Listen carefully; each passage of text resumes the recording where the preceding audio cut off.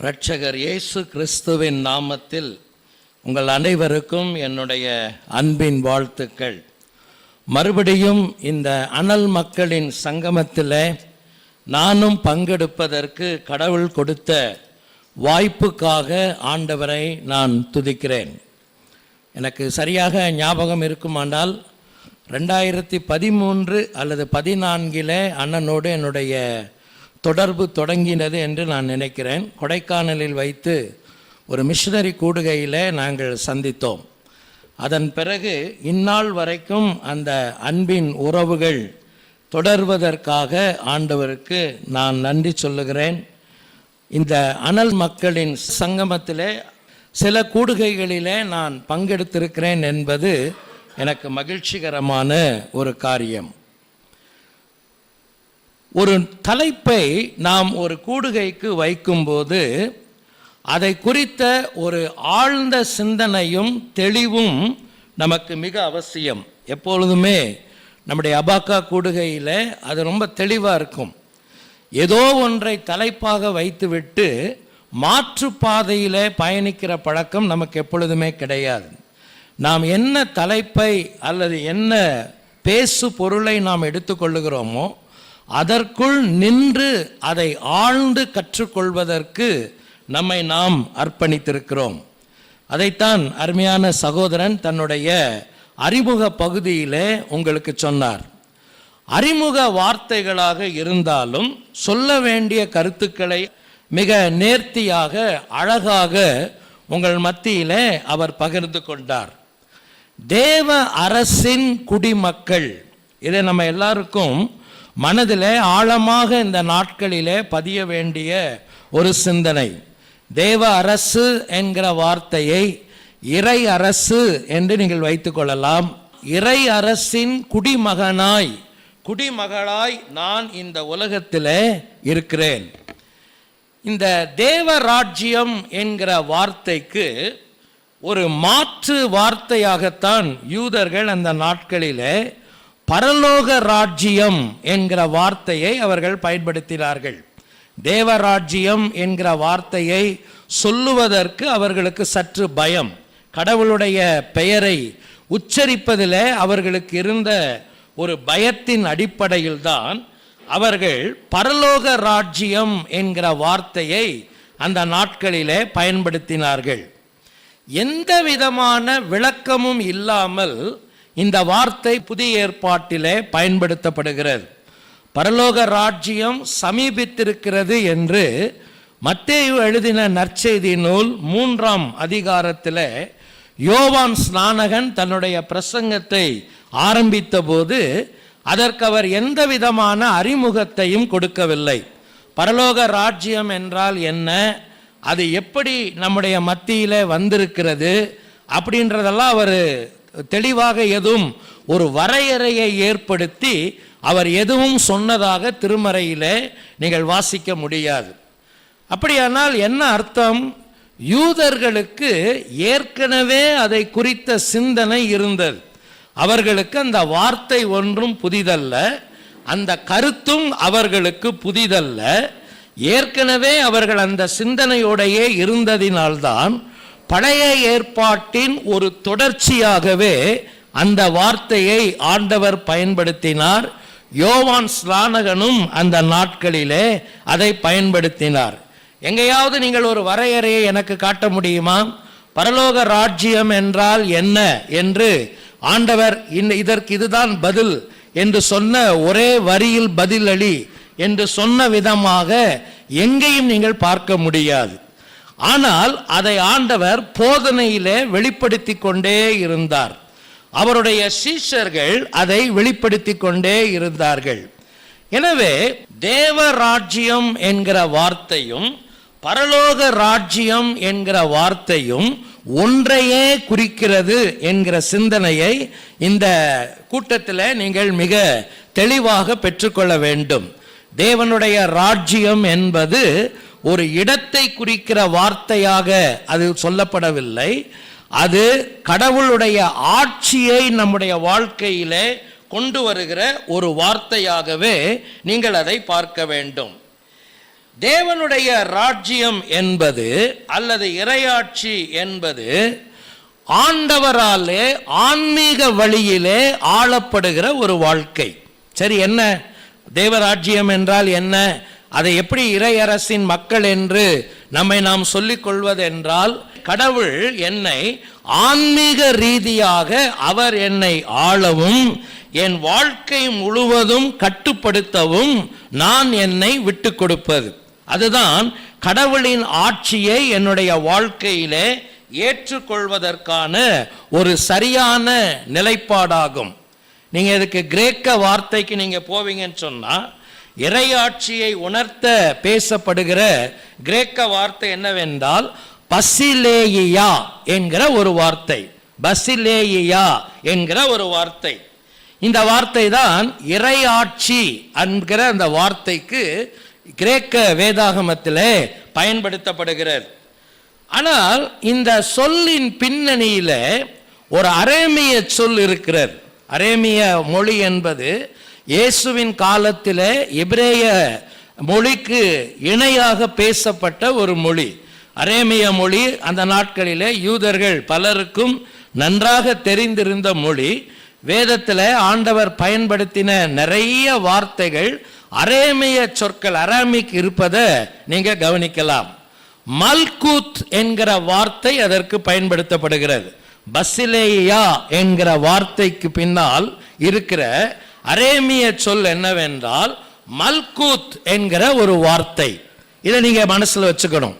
இந்த மல்கூத் என்கிற வார்த்தை என்ன சொல்லுகிறது? எனக்கு ஒரு குறிப்பிட்ட நிலப்பரப்பையோ அல்லது ஒரு குறிப்பிட்ட இடத்தையோ ஒரு அரசர் ஆளுகை செய்வதை குறித்து அது பேசாமல் அவருடைய அதிகாரத்தையும் அவருடைய வல்லமையையும் குறிக்க பயன்படுத்தப்படுகிற ஒரு வார்த்தை. நான் திரும்ப சொல்லுகிறேன், அவருடைய அதிகாரத்தையும் அவருடைய வல்லமையையும் குறிப்பதற்கு பயன்படுத்தப்படுகிற ஒரு வார்த்தை. அப்படியானால் இறை அரசின் மக்களாக நாம் இருக்கிறோம் என்று ஒரு மனிதன் சொல்லுவான் என்றால் அதற்கு அர்த்தம் என்ன? அவருடைய அதிகாரத்தையும் வல்லமையையும் என் வாழ்வின் எல்லா பக்கங்களிலும் அனுமதிக்கவும், என் வாழ்க்கையின் முழு கட்டுப்பாட்டை அவருடைய கரத்திலே கொடுக்கவும் வேண்டும் என்பதையும் நாம் ஒருபோதும் மறக்கக்கூடாது. எனவேதான் ஆண்டவர் இந்த காரியத்தை மிக தெளிவாக அதை நிலைப்படுத்தினார். கடவுளின் ஆளுகையை ஏற்றவர்கள் தங்களுடைய வாழ்க்கையிலே எப்படி இந்த அதிகாரத்தையும் வல்லமையையும் அனுமதிக்கிறார்கள்? அதனுடைய ஆரம்ப கட்டத்தை சகோதரன் சொன்னார். அவர்கள் அவருடைய பிள்ளைகள் என்கிற அடையாளத்தோடு அதற்குள் முதலாவது நுழைகிறார்கள். எப்படி இந்த அடையாளம் எனக்கு கிடைக்கிறது? நான் அவருடைய பிள்ளை, வானத்தையும் பூமியையும் படைத்த சர்வ சிருஷ்டிகருடைய மகனாக மகளாக இருக்கிறேன் என்கிற உரிமை நிலையை என்றைக்கு நான் சொந்தமாக்கி கொள்ளுகிறேனோ அன்றைக்குத்தான் இதற்குள்ளான அடிப்படையிலே நான் காலெடுத்து வைக்கிறேன். நம்ம எல்லாருக்கும் தெரிந்த வசனம், யோவான் எழுதின சுவிசேஷம் 1ஆம் அதிகாரம் 12வது வசனம் நம்ம எல்லாருக்கும் தெரியும் இல்லையா? அவருடைய நாமத்தின் மேல் விசுவாசம் உள்ளவர்களாய் அவரை ஏற்றுக்கொண்டவர்கள் எத்தனை பேர்களோ அத்தனை பேர்களும் என்னவா இருக்கிறது? கர்த்தருடைய ஆண்டவருடைய பிள்ளைகள் என்கிற வார்த்தையை நீங்கள் அங்கே வாசிக்கலாம். ஆனா நீங்க கொஞ்சம் தெளிவடைய வேண்டும். பரலோக ராஜ்யம் என்கிற வார்த்தை வரும்போது அது கடவுளுடைய ஆட்சி என்ற நிலைப்பாட்டை நமக்கு கொடுக்கும் போது பரலோகம் என்ற இடத்தை பற்றிய குறிப்புகளும் புதிய ஏற்பாட்டிலே நமக்கு உண்டு. அதனால பரலோகம்னு ஆரம்பிக்கிற எல்லா இடமுமே அது தேவனுடைய ஆட்சியை இந்த உலகத்திலே நாம் அனுபவிப்பது என்ற நோக்கிலேயே நீங்கள் பார்க்காமல், நான் ஒரு நாள் சென்றடையத்தக்க இடம், பரலோகத்திலே கடவுள் இருக்கிறார், அவருடைய ராஜ்யம் ஒரு நாளிலே அது நிலையான ஒரு இடமாக இருக்கும், அந்த இடத்திலே நானும் போய் பங்கு பெறுவேன். அந்த இடம் சார்ந்த குறிப்புகளும் திருமறையிலே உண்டு. அதனால எல்லா இடத்திலுமே தேவனுடைய ஆட்சி அப்படிங்கிற அர்த்தம், தேவனுடைய ஆட்சி தான். பரலோகம் என்ற இடத்திலேயும் தேவனுடைய ஆட்சி நடைபெறுகிறது என்பதிலே மாற்றம் கிடையாது. ஆனால் அது இடம் சார்ந்த பொருளிலும் சொல்லப்பட்டிருக்கிறது என்பதை நீங்கள் உணர வேண்டும். சில உங்களுக்கு ரெஃபரன்ஸ் நான் சொல்றேன். நீங்க 5ஆம் அதிகாரம், மத்தேயு 5ஆம் அதிகாரம் 12வது வசனத்தை நீங்க எடுத்து பாருங்க.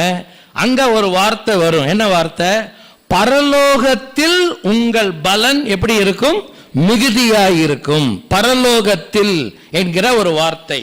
அடுத்து நீங்க பாருங்க, பரலோகத்தின் பிதாவை, பரலோகத்தில் இருக்கிற பிதாவை மகிமைப்படுத்தும்படி 5ஆம் அதிகாரம் 16வது வசனத்தில் நீங்கள் மத்தேயுவில அதை வாசிக்கலாம். உங்களுடைய நல்ல சாட்சியுள்ள வாழ்க்கையை கண்டு பரலோகத்தில் இருக்கிற பிதாவை மற்றவர்கள் என்ன செய்ய வேண்டும்? மகிமைப்படுத்த வேண்டும், இல்லையா? அதுக்கு பிறகு நீங்க பாருங்க, 5ஆம் அதிகாரம் 45வது வசனத்தில் பரலோகத்தில் இருக்கிற பிதாவுக்கு என்னவாக இருப்பார்கள்?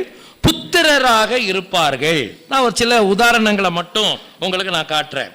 5ஆம் அதிகாரம் 46வது வசனத்துல பாருங்க, ஆண்டவர் ரொம்ப தெளிவா சொன்னாரு, பரலோகத்தில் இருக்கிற உங்கள் பிதா பூரண சர்க்குணராய் இருக்கிறது போல நீங்களும் பூரண சர்க்குணராக இருங்கள், இல்லையா? பரலோகத்திலே உங்களுக்கு பொக்கிஷங்களை சேர்த்து வையுங்கள். இந்த வார்த்தையெல்லாம் நீங்க கவனிச்சீங்களா?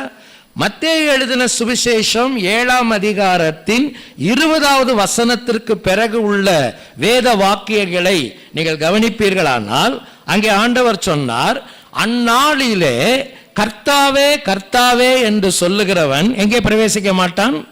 பரலோகத்திலே பிரவேசிக்க மாட்டான் அப்படின்னு சொன்னார். அந்நாளிலே பரலோக ராஜ்யத்திலே பிரவேசிக்க மாட்டான். அந்நாளிலே அப்படிங்கிற வார்த்தையும் பரலோகம் என்கிற வார்த்தையும் ஒரு இடம் சார்ந்த பொருளை நமக்கு கொடுக்கிறது, இல்லையா? அப்ப நீங்க ஒண்ணு தெளிவடையணும்.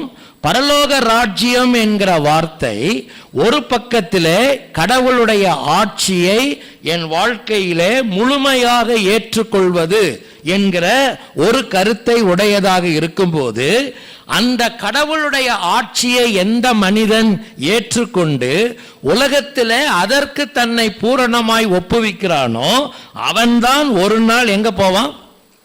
பரலோகம் என்கிற இடத்திற்கு அவன் போய் சேருவான்.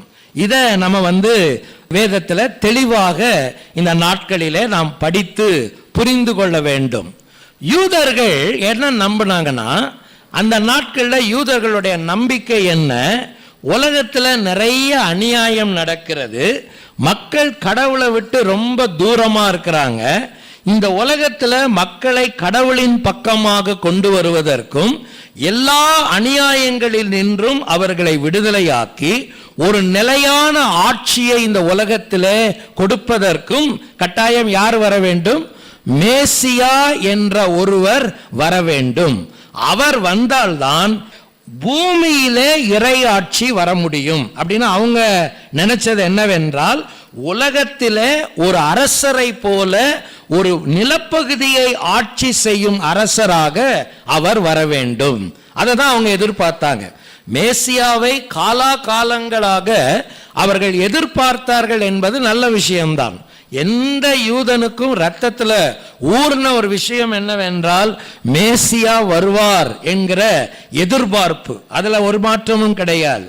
ஆனால் அந்த எதிர்பார்ப்பில் நிறைய பிரச்சனைகள் இருந்தது, நிறைய தடுமாற்றங்கள் இருந்தது. அதனால்தான் அந்த மேசியா இந்த உலகத்தில் வந்தபோது அவரை இறையாட்சியை தங்கள் வாழ்க்கையில் கொண்டு வரும் அரசராக அவர்களால் அவரை பார்க்க முடியவில்லை. அவரை இந்த உலகம் சார்ந்த அரசராகத்தான் அவர்கள் பார்த்தார்கள். இதனுடைய ஒரு விளைவுதான் 5 அப்பத்தையும் 2 மீனையும் ஆண்டவர் 5000 பேருக்கு பகிர்ந்து கொடுத்த பிறகு சாப்பிட்டு திருப்தி அடைந்து போனவர்கள் அடுத்த நாள் ரொம்ப வேகமா அவரை தேடி வந்தாங்க. படிச்சிருக்கீங்களா அந்த பகுதியை? 4 சுவிசேஷகர்களும் பதிவு செய்கிற ஒரு அற்புதம் என்னவென்றால், 5 அப்பம் 2 மீன், அதை 4 பேர் சொல்றாங்க. யோவான் எழுதின நற்செய்தி நூலிலே அதை ரொம்ப தெளிவாவே நம்ம வாசிக்கிறோம். யோவான் 6வது அதிகாரத்தை நீங்க படிச்சு பாருங்க. இந்த 5 அப்பம் 2 மீன் அந்த சம்பவம் முடிந்த உடனே இயேசு ஜெபிப்பதற்காக மலையின் மேல் ஏறினார். சீஷர்கள் அந்த கடலிலே, அது ஒரு பெரிய ஏரி, அது அந்த ஏரியிலே அவர்கள் பிரயாணித்தார்கள். இரவிலே அவர்கள் ஒரு பெரிய காற்றையும் ஒரு புயலையும் அவர்கள் சந்தித்தார்கள். நமக்கு தெரியும், இயேசு மலையின் மேலிருந்து இறங்கி வந்து கடலின் மேல் நடந்து போய் அவர்களை என்ன செய்தார்? காப்பாற்றினார். இது நமக்கு திருமறையில நம்ம படிக்கிற காரியம். ஆனால் அடுத்த நாள், முந்தின நாள் அந்த அற்புதத்தை கண்ட மக்கள் இயேசுவை தேடி முதல்ல இருக்கிற இடத்துக்கு அவங்க போனாங்க. முதல்ல அற்புதம் நடந்த இடத்துக்கு போனாங்க. அங்க இயேசு இல்ல. மறுபடியும் அவர் அக்கறையில் இருக்கிறதை அவர்கள் கண்டபோது அவர்களுக்குள்ளே ஒரு குழப்பம் ஏற்பட்டது. எப்படி இவர் வந்தாரு? ஒரு படகு தானே இருந்தது. அந்த ஒரு படகுலையும் சீஷர்கள் வந்துட்டாங்களே, இவர் எப்படி வந்தாரு? அவர் எப்படி வந்தார் என்றது அவங்களுக்கு தெரியாது. ஆனால் அவர் கடலின் மேல் நடந்து வந்தார் என்பது சீஷர்களுக்கு மட்டும்தான் தெரியும். இவ்வளவு ஆர்வமாய் தேடி வந்த மக்களை ஆண்டவர் பார்த்து, வாருங்கள், மிக அருமையான மக்களே, நேற்றைய நாளிலே நீங்கள் கண்ட அற்புதத்தை கண்டு இந்த நாளிலும் நீங்கள் என்னை தேடி வந்திருப்பது மிகவும் மகிழ்ச்சி என்று ஆண்டவர் சொன்னாரா? இல்லவே இல்லை, இல்லையா? ஆண்டவர் என்ன சொன்னாரு? நீங்கள் அப்பங்களை சாப்பிட்டு திருப்தியானதினால் மாத்திரமே என்ன செஞ்சிருக்கிறீங்க? தேடி வந்திருக்கிறீங்க. அப்ப உங்களுடைய நோக்கம் என்னவென்றால், இவரை ராஜாவாக்கிட்டோம்னா நமக்கு வேணுங்கிற சாப்பாடு என்ன செய்யும்? கிடைச்சிக்கிட்டே இருக்கும். நமக்கு அற்புதம் என்ன பண்ணிக்கிட்டே இருக்கும்? நடந்துகிட்டே இருக்கும். இதுதான் அந்த பவனியிலும் நடந்தது.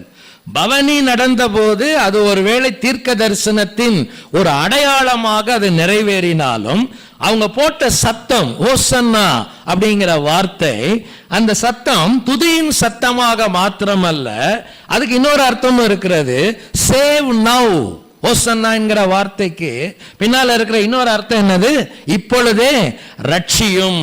ஒரு வேத ஆய்வாளர் சொல்றாரு, எருசலேமில் பஸ்கா பண்டிகை நடக்கும்போது எப்பொழுதுமே ரோம சாம்ராஜ்யத்தின் ஆளுநர்கள் ஒரு வாரத்துக்கு முன்னாலேயே அவங்க அங்க வந்து அவர்கள் அங்கே இருப்பார்கள்.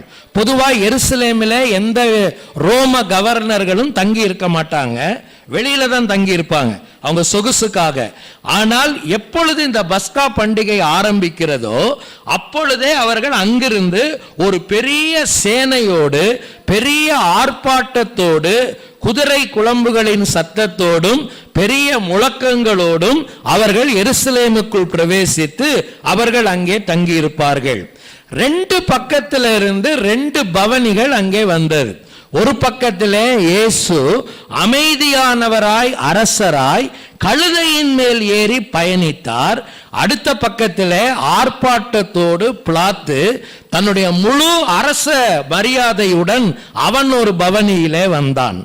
அவனுடைய பவனி உலக ஆட்சியின் அதிகாரத்தை நிரூபிக்க விரும்பின ஒரு பவனி. ஆனால் இயேசு கிறிஸ்துவின் பவனி, சீயோன் குமாரத்தியே, இதோ ராஜா யாரிடத்தில் வருகிறார்? உன்னிடத்தில் வருகிறார். அவர் உனக்கு ராஜாவாக இருக்க விரும்புகிறார், உன்னை ஆள விரும்புகிறார். ஆனால் அவர்களோ எங்களை இப்பொழுதே ரட்சிக்க வேண்டும், இந்த ரோம அரசாட்சியிலிருந்து எங்களை விடுவிக்க வேண்டும். இதுதான் அங்க இருந்த பிரச்சனை. தேவனுடைய ஆட்சி, இறையாட்சி என்பதை அவர்கள் தவறாக விளங்கி கொண்டதினுடைய விளைவுதான் அது. எனவே ஒரு காரியத்தை ரொம்ப தெளிவா நீங்க மனசுல வச்சுக்கணும். கடவுளுடைய ஆளுகையை என் வாழ்க்கையின் எல்லா பக்கங்களிலும் அனுமதித்து அவர் என் வாழ்க்கையை கட்டுப்படுத்த ஒப்பு கொடுக்கிற மனிதன்தான் எதற்குள் இருக்கிறான்? இறை ஆட்சிக்குள் இருக்கிறான் என்பதை நானும் உங்களுக்கு பதிவிட விரும்புகிறேன். ஓரிரு குறிப்புகளை இந்த தேவ ராஜ்யத்தை பற்றி நான் உங்களுக்கு சொல்லி நான் நிறைவு செய்கிறேன். முதலாவதாக, இந்த தேவ ராஜ்யத்தை திருமறையின் அடிப்படையில் நான் எப்படி விளங்கிக் கொள்வது? வேதம் எனக்கு காட்டுகிற வழி என்ன? தேவ ராஜ்யம் அல்லது இறை அரசு என்பது இறை மீட்பை மையமாக கொண்டது. இதை நீங்கள் தெளிவாக புரிந்து கொள்ள வேண்டும். ஒரு மனிதனுடைய வாழ்க்கையில கடவுளின் மீட்பு அவனுக்கு சொந்தமாக வேண்டும் என்பதுதான் இந்த இறையரசினுடைய மிக தெளிவான ஒரு நோக்கம். இறையரசுக்குள் ஒரு மனிதன் வருகிறான் என்றால் அவருடைய ஆளுகைக்கும் கட்டுப்பாட்டுக்குள்ளும் அவன் வருகிறான் என்றால் அதற்கு அர்த்தம் என்ன? அவருடைய மீட்பின் அனுபவத்தை அவன் தன்னுடைய வாழ்க்கையிலே அனுபவித்திருக்க வேண்டும். சரிங்களா? இதை நீங்க நல்லா தெளிவா புரிஞ்சுக்கணும். கிங்டம் இஸ் சோட்ரியாலஜிக்கல் அப்படின்னு சொல்லுவாங்க. தியாலஜிக்கலா சொல்லும் போது சோட்ரியாலஜிக்கல் அப்படின்னு சொல்லுவாங்க. அது மீட்பை அடிப்படையாக கொண்டது. கடவுளின் மீட்பை இல்லாத ஒரு மனிதன் எவ்வளவு நாட்கள் கிறிஸ்தவனாக வாழ்ந்தாலும் என்ன அடையாளங்களை அவன் வைத்துக் கொண்டாலும் ஒருபோதும் அவன் இறையரசின் மனிதனாக மாற முடியாது. ஏனென்றால் இறையரசு எப்பொழுதுமே இறை மீட்புடன் தொடர்புடையது. இதுல ரெண்டு விஷயம் முக்கியமானது. ஒன்று, புதிய ஏற்பாட்டிலே யோவான் சொன்ன ஒரு வார்த்தை என்னவென்றால் அது கிறிஸ்துவை மையமாக்கினது. இறையரசு புதிய ஏற்பாட்டிலே எப்படி மீட்பை அடிப்படையாக கொண்டிருந்தது? அது கிறிஸ்துவை மையமாக கொண்டிருந்தது. பழைய ஏற்பாட்டின் சிந்தனைகள் அவர்களுக்கு நிறைய இருந்தாலும் யோவான் அவரை மிக தெளிவாக அடையாளம் காட்டினார். அவர் என்ன சொன்னாரு? இதோ உலகத்தின் பாவத்தை சுமந்து தீர்க்கிற தேவ ஆட்டுக்குட்டி. அப்படிதான் அவர் அடையாளம் காட்டினார். அவரை ஒரு மீட்பராகவும் அந்த மீட்பு தேவராஜ்யத்தின் மீட்பின் மையத்திலே கிறிஸ்து மாத்திரமே இருக்கிறார் என்பதையும் அவர் மிக தெளிவா சொன்னார். அதனால அவர் சொன்னாரு, எனக்கு பின் ஒருவர் வருகிறார், அவருடைய பாதரட்சைகளை அவிழ்க்கவும் நான் பாத்திரன் அல்ல. இல்லையா? அப்படி என்றால் தேவராஜ்யத்தை நான் புரிந்து கொள்ள வேண்டுமானால் அது எப்பொழுதுமே என்னுடைய ஆன்மீக மீட்பை மையமாக கொண்டது. அந்த ஆன்மீக மீட்பை அது மையமாக கொண்டது என்று நான் உணர வேண்டும் என்றால் அதிலே கிறிஸ்து மையத்திலே இருக்க வேண்டும். இன்னைக்கு வேற நிறைய அடையாளங்களை நாம் வைத்துக் கொள்ளுகிறோம். கிறிஸ்தவர்கள் அப்படின்றதுக்கும் இறையரசின் மக்கள் என்று நம்மை காட்டிக்கொள்வதற்கும் நம்ம வேற நிறைய அடையாளங்களை வைத்திருக்கலாம். ஆனால் ஒன்றை நீங்க புரிஞ்சுக்கணும், அது கிறிஸ்துவை மையமாக கொண்டது. இரண்டாவதாக, புதிய ஏற்பாட்டிலே இறையரசை பற்றி விளக்கப்படுத்திய போது அது கிறிஸ்துவின் நற்செய்தியை மையமாக கொண்டது. நீங்க இதை நல்லா புரிஞ்சுக்கணும். இதத்தான் நீங்க ராஜ்யத்தின் வசனம், ராஜ்யத்தின் சுவிசேஷம் அப்படின்னு ஆண்டவர் சொல்றத நீங்க பார்க்கலாம். நான் அந்த ரெஃபரன்ஸ் மட்டும் சொல்றேன், கவனிங்க. மத்தேயு 4ஆம் அதிகாரம் 23வது வசனம், 9ஆம் அதிகாரம் 35வது வசனம், 13ஆம் அதிகாரம் 19வது வசனம், 24ஆம் அதிகாரம் 14. நான் சொன்னது எல்லாமே மத்தேயுல இருந்துதான். நான் திரும்ப சொல்றேன். மத்தேயு 4:23, 9:35, 13:19, 24:14 எல்லா இடத்துலயும் நீங்க பாருங்க, ராஜ்யத்தின் சுவிசேஷம், ராஜ்யத்தின் வசனம். அந்த ராஜ்யத்தின் சுவிசேஷம், ராஜ்யத்தின் வசனம் நம்ம கண்டிப்பா இதை படிக்கும் போது நீங்க நேரடியாக இன்னைக்கு நம்ம இருக்கிற மாதிரி உள்ள போயிட முடியாது. இன்னைக்கு எனக்கு தெரியும் சுவிசேஷம் என்றால் என்ன அப்படின்றது இன்னைக்கு எனக்கு தெரியும். ஆனால் ஆண்டவர் அந்த வார்த்தையை சொன்னபோது அவங்களுக்கு அது யாருக்கும் தெரியாது. இயேசு கிறிஸ்து ரட்சகர், அவர் எனக்காக கல்வாரி சிலுவையிலே ரத்தம் சிந்தி மரித்தார், 3ஆம் நாள் உயிர்த்தெழுந்தார், அவருடைய நாமத்தினால் என் பாவங்கள் மன்னிக்கப்படுகிறது பட்டிருக்கிறது, இது அவங்களுக்கு தெரியாது. அப்போ ஆண்டவர் சொன்னபோது அந்த கிறிஸ்துவின் வசனத்தில் இருந்த மையத்தை அவர்கள் புரிந்திருக்க வேண்டும் அல்லது புரிய வேண்டும் என்று ஆண்டவர் விரும்பினார். ஏன்? ஆண்டவர் காலத்துல நிறைய மத குழுக்கள் இருந்தார்கள். நீங்க பைபிள்ல வாசிக்கலாம். பரிசேயர்கள், சதுசேயர்கள், வேதபாரகர்கள், ஏரோதியர்கள், இன்னும் எசேனியர்கள், இந்த மாதிரி நிறைய குரூப் இருக்கிறத நீங்க பார்க்கலாம். நீங்க பைபிள் புதிய ஏற்பாடு படிக்கும் போது இங்க கவனிக்கிற விஷயம் என்ன? பரிசேயர்கள் என்கிற வார்த்தையோ, சதுசேயர்கள் என்கிற வார்த்தையோ, அல்லது ஏரோதியர்கள் என்கிற வார்த்தையோ எந்த பகுதியில் நீங்க பார்க்கவே முடியாது. பழைய ஏற்பாட்டில் பார்க்கவே முடியாது. எங்கேயாவது நீங்க பார்க்க முடியுமா? பரிசேயன்கிற வார்த்தை இருக்காங்க, சதுசேயன்கிற வார்த்தை இருக்காங்க, இல்ல இல்லையா? அப்ப இதெல்லாம் எப்ப வந்தது? அந்த இன்டர் டெஸ்டமென்ட் பீரியட் அப்படின்னு சொல்லுவாங்க. மல்கியா தீர்க்க தரிசனத்திற்கும் புதிய ஏற்பாட்டுக்கும் இடைப்பட்ட காலத்தில் இருந்த ஒரு 400 ஆண்டு கால ஒரு இடைவெளி பகுதி. இதைத்தான் நம்ம புரிஞ்சு கொள்ளணும் எப்பவுமே பைபிள் படிக்கும் போது. மல்கியாவுக்கு பிறகு அடுத்த ஒரு பேப்பர் தான் வரும் நம்ம பைபிள்ல. ஆனா நீங்க புரிஞ்சுக்கணும், அதுக்கு இடையில ஒரு 400 வருஷம் இருந்திருக்கு. அந்த 400 வருஷமும் கடவுளுடைய தெளிவான சத்தத்தை எந்த தீர்க்கதரிசியும் வந்து சொல்லவே இல்லை, தேவன் அனுமதிக்கவே இல்லை. அவர் அனுமதித்த கடைசி தீர்க்கதரிசி மல்கியா தீர்க்கதரிசி தான். அதனாலதான் யோவானை பார்த்தவொன்னே குதிங்கால் புடனில் அடிக்க எல்லாரும் ஓடலாங்க அவருக்கு முன்னாடி. இவ்வளவு நாள் ஆச்சு, ஒரு தீர்க்கதரிசியும் பார்க்க முடியலையேன்னு சொல்லி எல்லாரும் படையெடுத்ததுக்கு காரணம் அதுதான். அப்ப இந்த நாட்களில் தோன்றின இந்த மத குழுக்கள் நிறைய போதனைகளை கொண்டு வந்தாங்க. பரிசேயர்கள் அவர்களுக்கு என்று ஒரு போதனை வைத்திருந்தாங்க, சதுசேயர்கள் அவர்களுக்கு என்று போதனைகளை வைத்திருந்தாங்க. வேதபாரகன் என்கிற வார்த்தை மட்டும்தான் பழைய ஏற்பாட்டில் இருக்கிறத நீங்க பார்க்கலாம். ஸ்கிரைப் அப்படிங்கிற வார்த்தை எஸ்ராவின் புத்தகத்தில் நம்ம படிக்கிறோம். வேதபாரகனாகிய எஸ்ரா, அந்த ஒரு வார்த்தை தான் வரும்.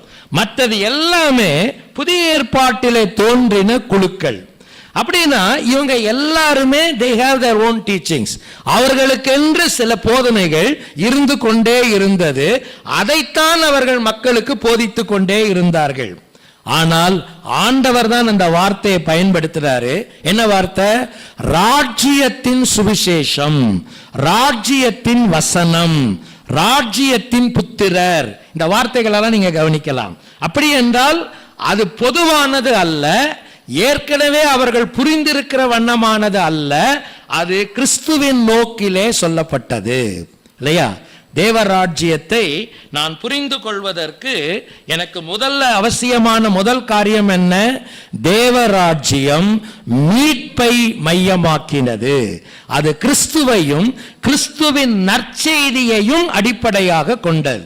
இன்னைக்கும் இந்த நற்செய்திக்கு அன்றைக்கு இருந்த அபாயங்கள் போலவே இன்னைக்கும் நமக்கு நிறைய அபாயங்கள் இருக்கத்தான் செய்கிறது. நிறைய பேர் அதே கோணத்தில் எழும்பி நற்செய்தியை புரட்டி நற்செய்தியை சொல்வதாக உலகத்தில் பிரபலமாயிட்டே இருக்கிறாங்க. நம்ம கவனமா இருக்கணும். சரிங்களா? முதல் காரியம், தேவாவியால் தூண்டப்பட்டவர் அனலான மக்கள், மீட்பர் இயேசுவின் சிநேகமானவர் அனலான மக்கள், தேவ கட்டளை கீழ்ப்படிந்தவர் அனலான மக்கள், வானளாவிய காட்சி பெற்றவர் அனலான மக்கள்.